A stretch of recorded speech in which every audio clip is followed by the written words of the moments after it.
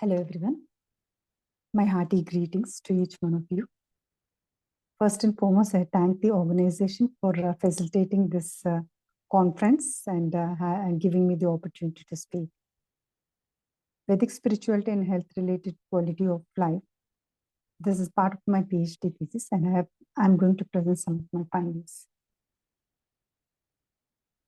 Bhagavad Gita is a sacred text based on Vedic philosophy, and it has been identified as a powerful psychotherapeutic tool. Previous researchers have identified domains of wisdom as the knowledge of life, emotional regulation, control over desires, love and faith in God, duty and work, contentment, yoga, integration of personality. The Royal College of Psychiatrists have identified spirituality as a distinctive, potentially creative, and a universal dimension of human experience. It is basically inner subjective awareness, a relationship with that which is intimately inner, immanent, and personal within the self and others, and or as a relationship with that which is wholly other, that is transcendent and beyond the self.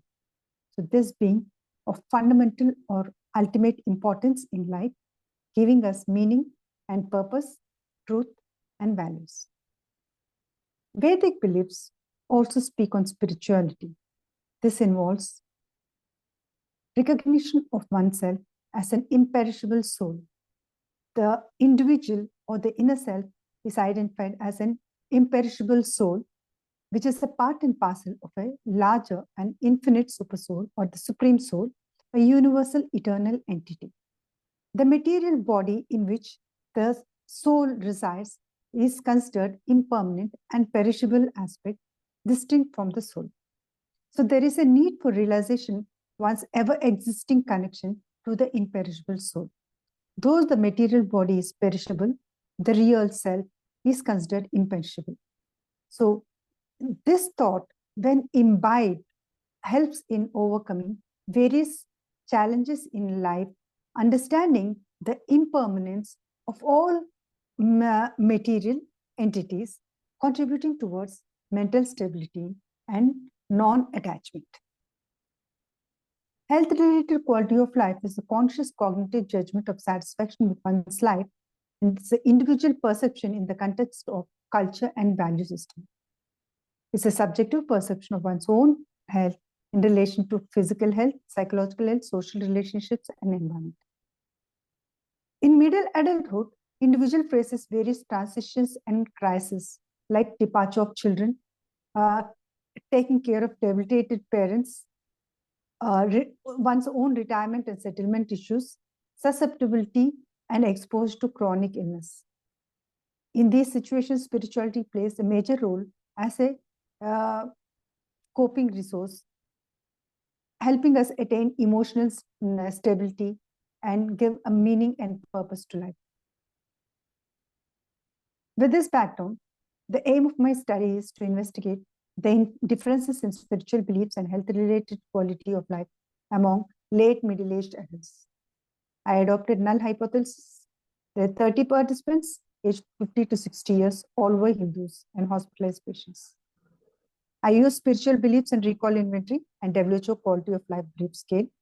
SPSS version 25 were used for Man-Whitney U test. 90% were male, all had primary education. Most of them were married, financially stable, all were Hindus. 2/3 of them having chronic illness and vegetarian. Abstinent, 60% were abstinent from substance use. They participated in regular physical activity and yoga practice. They also engaged in religious activities like worship offerings to God, chanting mantra, repetition of sacred name, singing hymns. The social service activities were only 30%. The family interactions and interaction with friends were good. The new tool to measure spiritual beliefs and recall was constructed based on the hermeneutic analysis of Bhagavad Gita scripture, followed by principal component analysis. It has 92 items consisting of 5 domains: the knowledge of the soul, matter and its evolution, supersoul, connection to supersoul, and mental stability and non-attachment. The responses are given on a scale of 1 to 10 for both belief and recall separately. Scoring is done based on the weighted scores already described. The R values were more than 0.5 for all the items at a significance of 0.01. The test reliability was also good. So coming to these 5 domains, the knowledge of the soul explains about the imperishable nature of oneself. The knowledge of matter and its evolution brings out the perishable nature of the material body and everything related to it.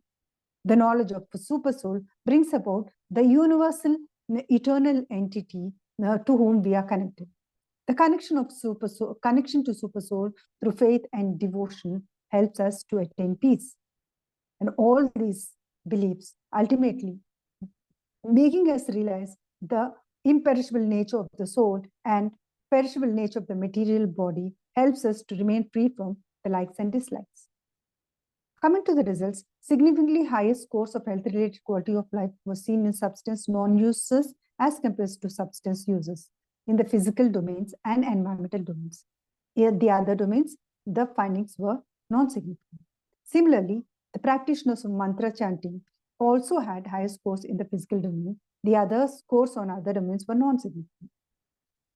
Surprisingly, comparison of scores among regular yoga practitioners versus non-practitioners were non-significant.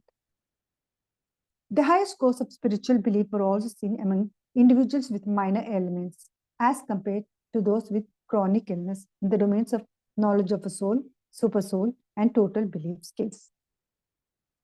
Now, the previous finding involved both the belief and recall. In this, we have taken only the recall. So in this, we have found that all the domains, there were significantly higher scores on the recall of all the domains except the mental stability and non-attachment among the individuals with minor ailments as compared to those with chronic illnesses. Similarly, significantly higher scores of recall were found among practitioners of regular worship or offering prayers as compared to irregular practitioners. So from the study, we find that individuals with only minor ailments had a better recall of spiritual beliefs in all the dimensions as compared to those with chronic illness.